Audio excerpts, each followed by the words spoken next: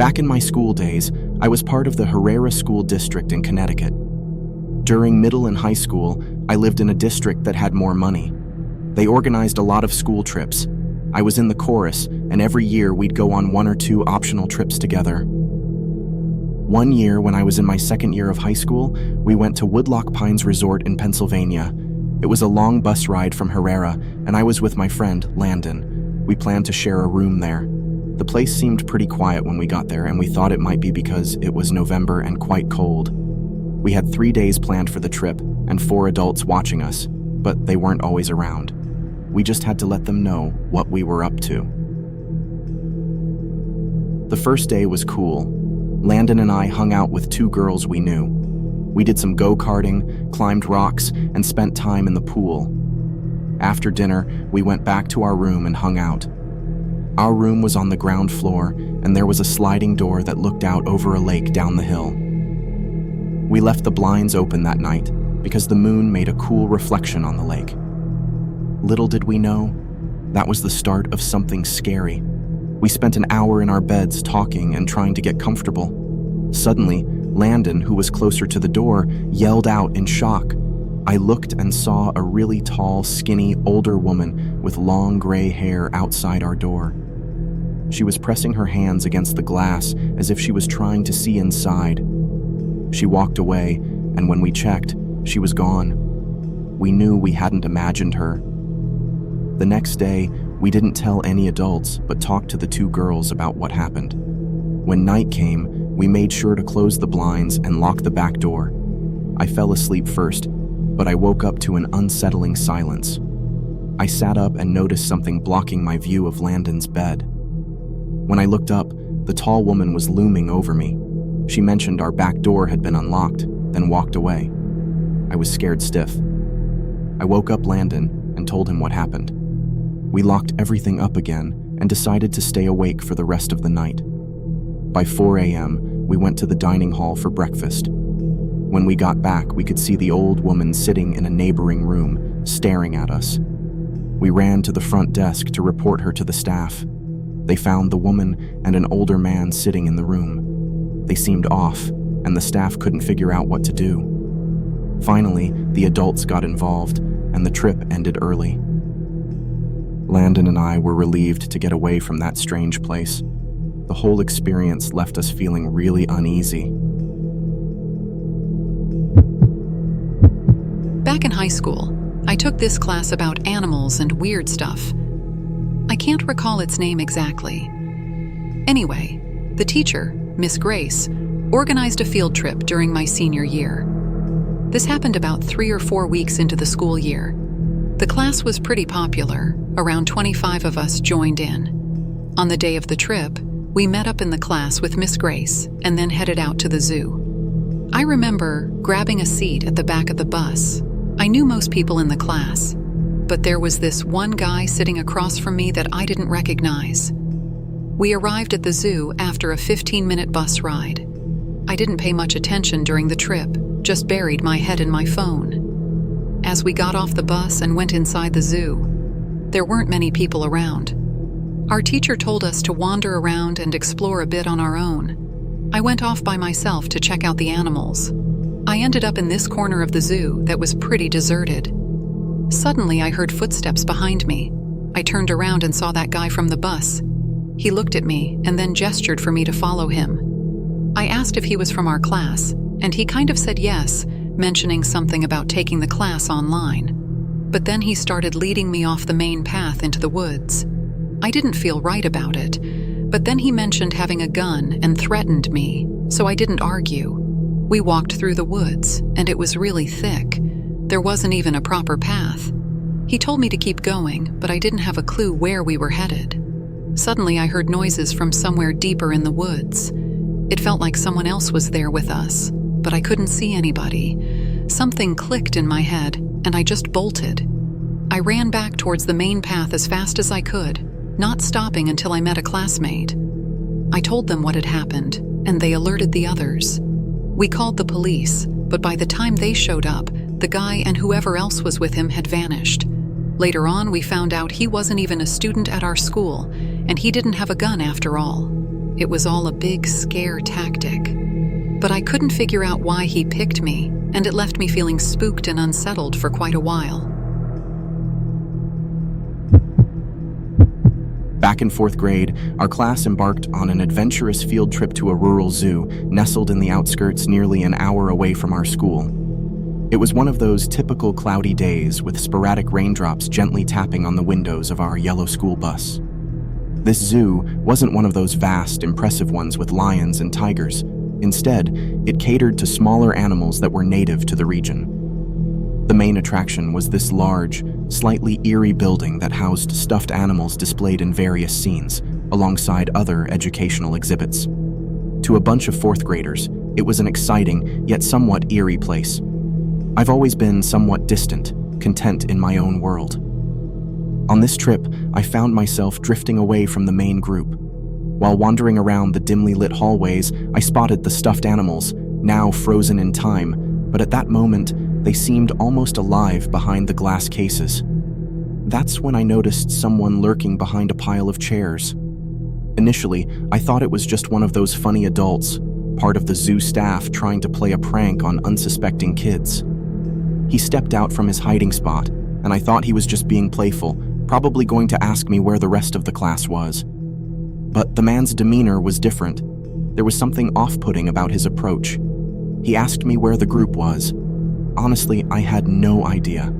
Without giving it a second thought, he grabbed my hand, saying he'd help me find them. It all seemed so innocent, and my 8-year-old self-trusted adults blindly. We walked together towards the exit door, which led to the back section of the building. I could see a few dumpsters, some benches, and beyond them, the woods. As we moved closer to the door, his grip tightened on my hand, and suddenly, his demeanor changed. His behavior grew aggressive, and his intentions became alarmingly unclear. A sudden knot twisted in my stomach. It was a gut-wrenching feeling, like I'd eaten something bad. It was fear, raw and consuming, a fear so potent I could almost taste it. He started pulling me towards the woods, and panic started to take over. But then, piercing through the silence, a woman's scream echoed from somewhere behind the fence, distant yet urgent. It was one of our teachers, and it felt like a beacon of hope. The man abruptly released my hand and bolted into the woods. Seconds later, several teachers rushed through the exit door, finding me visibly shaken and bewildered. They scolded me for wandering off alone and praised me for handling the situation calmly. Their voices were a mix of worry and relief, but mostly concern. They called my parents, and the field trip was cut short. The zoo's staff called the authorities, but the incident was shrouded in confusion. As we boarded the buses to head back home, I couldn't shake off the chill that ran down my spine. My gaze lingered on the man, hiding in the woods behind a tree branch, watching us leave. It was as if his presence had etched itself into my memory, a haunting image that stayed with me for a long time. Even after reaching the safety of my home, I couldn't shake off the unnerving feeling. I might have been too shocked to react then, but as time passed, the gravity of that moment settled in, leaving me with the understanding that things could have been much worse. And I couldn't help but feel thankful for the vigilance of that teacher who might have saved me from an unforeseen danger. It was a few years back during my sophomore year in high school when this strange incident occurred. Our art class organized a field trip to the city's most renowned art museum. Being part of an advanced painting class, I didn't consider myself a great painter, but I enjoyed the subject. The field trip promised to be an all-day affair, starting early in the morning. We embarked on a bus ride that took roughly 20 minutes to reach the museum. Upon arrival at around 8:30 a.m., the entire class had a lengthy guided tour, which, though informative, felt a tad lengthy. We had lunch in the museum's cafeteria, and after that, we were granted an hour or so to explore the museum on our own before gathering to head back to school. During the lunch break, I noticed a few classmates deciding to opt for food from a nearby restaurant instead of the museum's cafeteria. I ventured in the opposite direction, scouting a couple of blocks until I stumbled upon a small eatery that seemed appealing. After a quick snack, I stepped outside, only to notice a stranger lingering nearby. Deciding it was best to return to the museum, I started walking back, and within moments, I noticed the stranger was following me at a distance. We were the only two on the street, except for a few passers-by, yet he kept a consistent 10-foot distance. Eventually, I made it back into the museum, and to my relief, he didn't follow me inside. The museum exploration continued, and as the time to depart approached, we were shepherded back onto the bus. However, upon returning to our school, an eerie sense of unease clouded my mind. Through the bus window, I saw the same stranger driving past the school's parking lot in a car. He didn't make eye contact, but his presence sent shivers down my spine. I couldn't fathom why this person, a complete stranger, seemed to follow me. School ended for the day, and in the mad rush to leave, I tried to blend in with the throngs of students. I threw on a sweatshirt, pulled the hood over my head, and hurriedly made my way to the bus. With a palpable sense of anxiety, I scanned my surroundings, fearing the stranger might trace our bus home. Fortunately, the journey remained uneventful, and I didn't spot him again. Reflecting on the day's events, I realized I should have shared the unsettling experience with a teacher or someone in authority. Regrettably, I kept it to myself, choosing to dismiss it as an odd occurrence. Despite the lingering sense of discomfort, I was immensely relieved that nothing untoward happened after that day. Back in high school, I enrolled in a fascinating course that delved into mysteries and mythology, or something along those lines. I can't quite recall the specific name of the class, but it revolved around real-life enigmas and eerie occurrences that sparked my interest. My friend Ben, a fellow enthusiast of the inexplicable, joined me in this intriguing journey. Our teacher, an aficionado of all things mysterious, decided to take us on a field trip to an abandoned village with an enigmatic past nestled in the desolate woods nearby. This dilapidated village, constructed in the early 1900s, bore an aura of abandonment, as if frozen in time since its hurried desertion. The bus ride to this forgotten hamlet took us down a sketchy, overgrown road that sliced through dense forests. Upon arrival, we stepped onto a cracked road overgrown with wild grass, the eerie silence interrupted only by the creaking of the bus doors. The buildings, tall and archaic, stood like sentinels, with boarded-up windows and crumbling brick facades.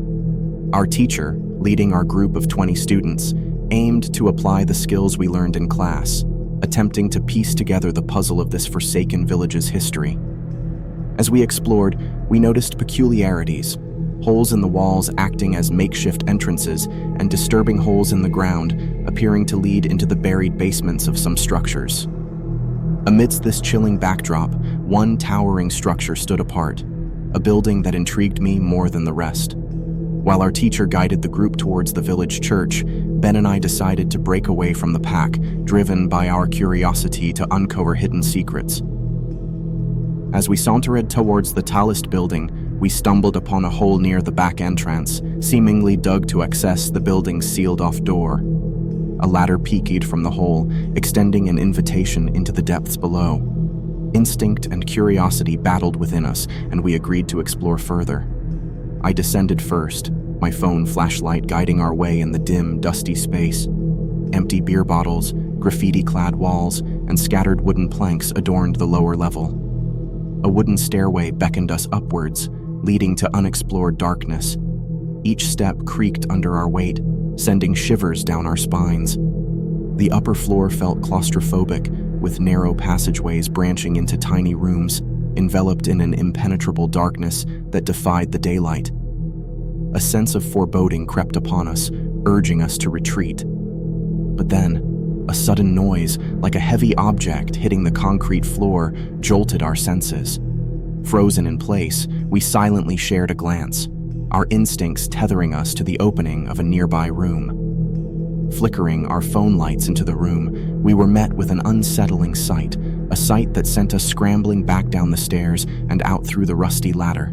Gasping for breath, we rejoined our group, opting to remain silent to evade trouble. When questioned by a curious classmate, we reluctantly revealed our clandestine exploration. We confessed to sneaking into one of the buildings, uncovering 3 shadowy figures standing in an unnerving formation, silently observing us as if expecting our intrusion. Continuing the tour, we kept a wary eye on the tall building from a distance. Before leaving, we witnessed an unexpected sight, a face peering from an unboarded window on an upper level, chilling our spines with its silent gaze. Ben suggested the hair-raising possibility of spirits haunting the abandoned town, a theory that sent shivers down my spine. The eerie calmness with which those 3 figures observed us haunted my thoughts, their silent stare etched in my memory. We decided not to disclose our unnerving encounter to our teacher, fearing repercussions. The mystery of the village lingered in our minds, leaving us to ponder its secrets. The eerie incident left me with a lasting fascination, and despite the fear, a curious desire brewed within me to revisit the village, not to validate Ben's theory, but to unravel the enigma that still lingered within those desolate walls. Once, in my younger days around the age of 12, there was this peculiar field trip arranged to watch a theatrical performance. It wasn't something I was eagerly awaiting, but the prospect of escaping school for a few hours enticed me. My best friend and I signed up together. The field trip lasted around 3 hours, and there was a limited number of slots available. About 40 kids were allowed, along with 2 supervising teachers. We embarked on this escapade during the early hours of the day, roughly commencing during second period.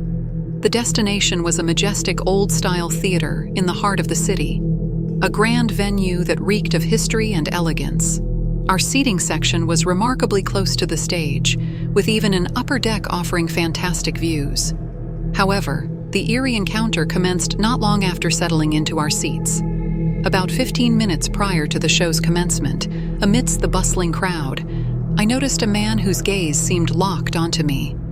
His stare was intense and unsettling, prompting a shiver down my spine. Disturbed, I informed my friend, and as we glanced back, the man's unsettling gaze remained fixed on us, exuding an unnerving aura. We decided it was best to avert our eyes and focused on the upcoming performance. The play kicked off, and surprisingly, it was captivating. I found myself engrossed in it more than anticipated. My friend shared my sentiments. However, when the initial intermission arrived, signaling a break for refreshments or a bathroom visit, I seized the opportunity to use the restroom. As I ventured out of the auditorium towards the bathroom down the hall, upon my return, an unnerving sight greeted me. The peculiar, disconcerting man loomed at the theater doorway, blocking my path back to my seat. I hesitated, feeling uneasy. Not wanting to confront him directly, I took a detour back into the bathroom. Hoping he'd eventually move, I waited within the confines of the restroom. Yet, to my horror, he followed me inside. I sought refuge in a stall, but my heart skipped a beat when he attempted to pry it open. Panicked, I raised my voice, causing the man to aggressively pound on the door.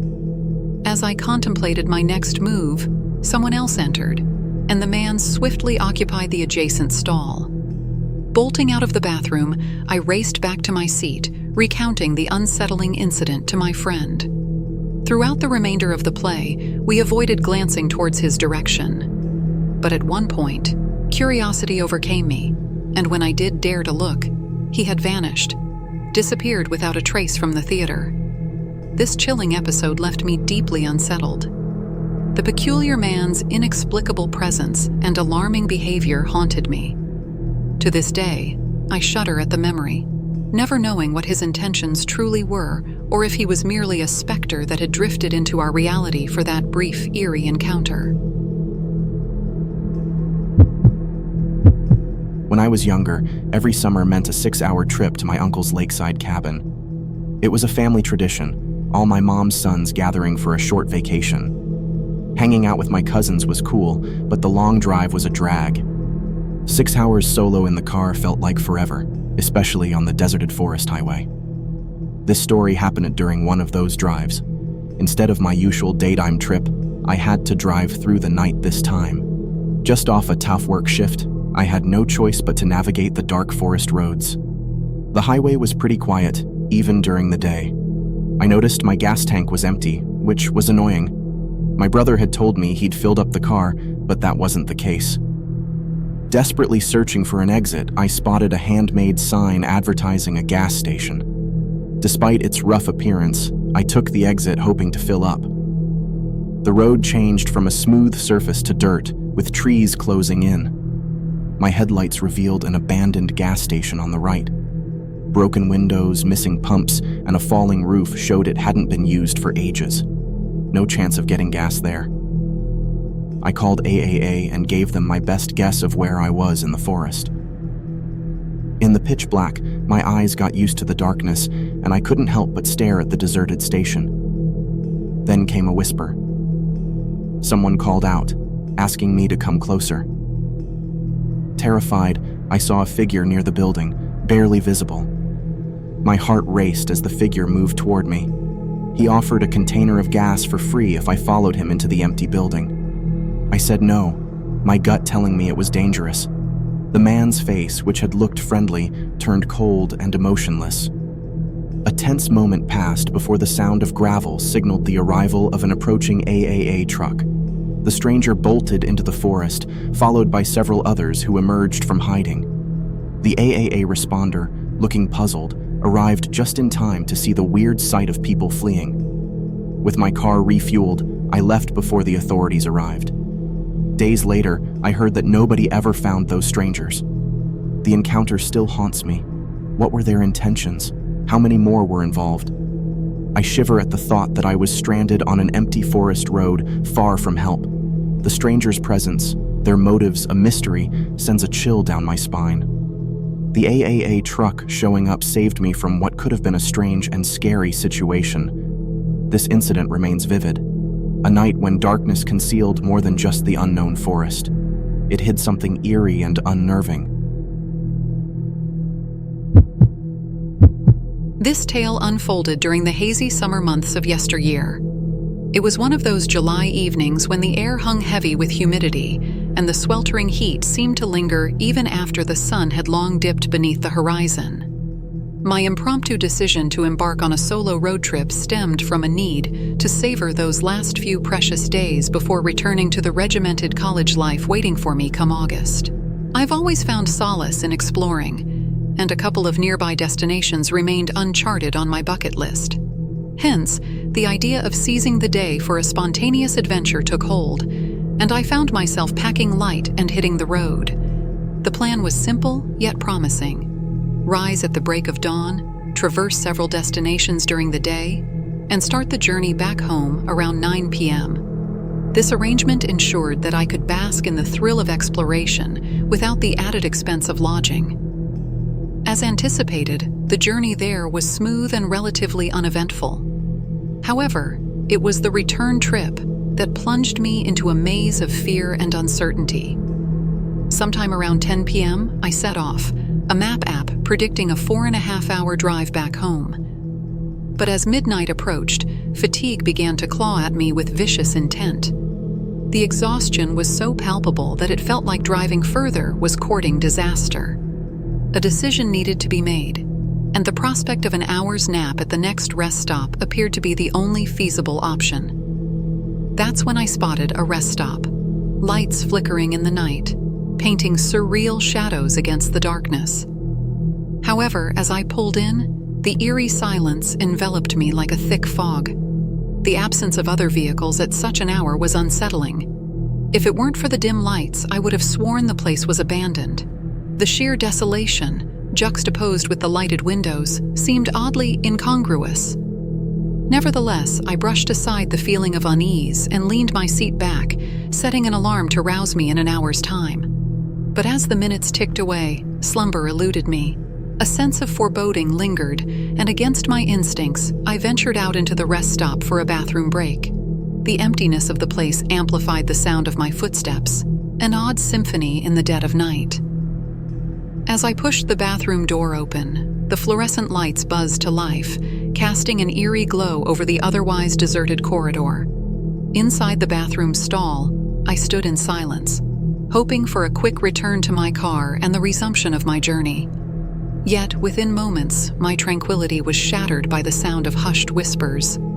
Panic bubbled within me.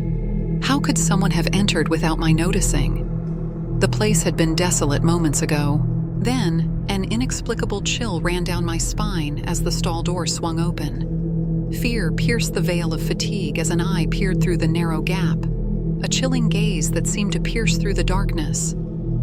Before I could comprehend the situation, the stranger began slamming his head against the door, his screams echoing through the silent night. Adrenaline surged within me. Instinct took over, and I pushed against the stall door with all my might, forcing it open and sending the intruder staggering backward. Without a second thought, I sprinted for the exit, my heart pounding in my chest. The sound of footsteps and heavy breathing followed, spurring me to dart towards my car. I fumbled for the keys, panic engulfing me as I scrambled into the driver's seat. The assailant collided with my car, a thud that resonated through the night, but I revved the engine and sped away, leaving the rest stop and its horrors behind. As I distanced myself from that sinister place, the rush of fear and confusion enveloped me. I couldn't shake off the chilling image of that person standing in the rearview mirror, his haunting silhouette lingering in the recesses of my mind. The drive home was fraught with a whirlwind of emotions, a cocktail of relief, fear, and lingering apprehension. Each passing mile only added to the inexplicable sense of dread that now clung to me. I couldn't shake off the lingering questions. Who was that man? What compelled him to act in such a menacing manner? And why was I the target of his erratic behavior? The excitement for our school's overnight camping trip had been palpable. Nestled within a remote part of the wilderness, the thrill of spending a night under the stars and sharing stories around the campfire lit our hearts with joy. But as dusk draped its shroud upon us, our cheerful spirits would soon give way to sheer terror. The bus ride back from a day of hiking and exploration had been filled with laughter and chatter. Our happiness, however, shattered into confusion and dread as a deafening bang echoed through the desolate road, jerking the bus to a sudden halt. Panic surged among us as the bus driver confirmed a blown tire, informing us that help would be delayed in arriving. The setting sun cast elongated shadows across the desolate road, and the symphony of nature's sounds took a haunting turn as the darkness enveloped our surroundings. Emerging from the ominous shadows, 4 obscure figures approached the bus. Fear gripped our hearts as the strangers boarded, demanding our phones and coercing us off the bus. It dawned upon us, we were trapped in a perilous situation. Forcing us into the dense thicket, the strangers led us to an underground chamber, a damp, musty enclosure with makeshift walls and a low ceiling. The entrance, barricaded with heavy logs, sealed our fate. Hours crawled by in the oppressive darkness, the strangers plotting and whispering malevolently. Fear and uncertainty plagued our minds as we remained captive, clueless about their intentions. To our dismay, one of the strangers made a ransom call to the police, holding us hostage and demanding a hefty sum for our release. We huddled, praying fervently for a miraculous rescue before their threats materialized. Meanwhile, the authorities traced the call to a nearby cell tower, initiating a frantic search aided by sniffer dogs. Time ticked relentlessly as we grappled with the overwhelming fear of impending doom. As the hours wore on, the strangers' agitation heightened. Their erratic movements and brandishing of weapons intensified our terror, driving us to cling to each other, praying for salvation. Then, hope emerged in the form of distant voices. The police had found us. The desperate criminals attempted resistance, but their futile efforts crumbled before the armed officers storming the underground hideout. The arrests brought a surge of relief as tears cascaded down our faces, enveloped in embraces, overwhelmed by gratitude for our newfound freedom. It was a nightmare etched into our souls, a harrowing ordeal that none of us would ever forget. Yet, amid the trauma, we were grateful for the chance to emerge alive from the clutches of terror. The recollection of that ominous field trip remains etched in my mind like a haunting tale whispered through time. The morning of the excursion felt colder than usual, a frigid nip in the air that sent shivers down my spine as I treaded the path from my house to school. Anticipation mingled with unease, for it was our inaugural visit to a historical site. We boarded the bus, a gleeful cacophony reigning within as laughter and chatter filled the air. The landscape outside transformed, transitioning into a rustic, less civilized setting. Trees encroached upon the winding, narrowing roads, casting eerie shadows that seemed to dance and beckon. Arriving at the historical mansion, a facade of grandeur greeted us, tall white columns framing a sprawling, aged structure. Yet, stepping inside, an unsettling aura enveloped me. The air felt heavy, thick with a suffocating weight, while the flickering lights cast ominous shadows. As our guide narrated the mansion's history, a lineage marred by tragedies, untimely deaths, and unsolved murders, the sensation of unease heightened. Whispers seemed to emanate from the walls, eerie sounds that I struggled to decipher. Ignoring the foreboding chill creeping over me proved futile as we explored the mansion. Venturing to the upper floors intensified the disquiet. A palpable tension pervaded the atmosphere, each step amplifying the sense of being watched. Shadows darted in the periphery, teasing my perception, while an overwhelming feeling of suffocation encased me. A singular presence seemed to stalk my every move, invisible eyes fixated on my solitary figure as if the upper floor was solely mine to wander. A daunting sensation, one that rendered the air thick and suffocating. When finally ushered downstairs, relief washed over me upon stepping outside. However, the echo of a mournful, ghostly wail emanating from the mansion chilled me to the bone, a sinister farewell that lingered. Even as the bus drove us away, the disquietude refused to dissipate. A constant vigil, an unsettling feeling that something unseen shadowed my every move, haunted me. Back at school, I sought solace in familiarity, yet the mansion's memory lingered like a persistent specter. The feeling of being surveilled pervaded my thoughts, lingering even in the sanctuary of my room at night. Years later, curiosity and a desire to confront my unease led me back to the mansion. Yet, upon stepping within its walls, an immediate recognition washed over me. The heaviness, the weight of spirits, the unrelenting gaze of unseen eyes that seemed to follow me. A hasty retreat marked my departure, vowing never to return to that haunted abode, for the sensation of being watched persisted, a ghostly presence forever etched in the corridors of that eerie, haunted mansion.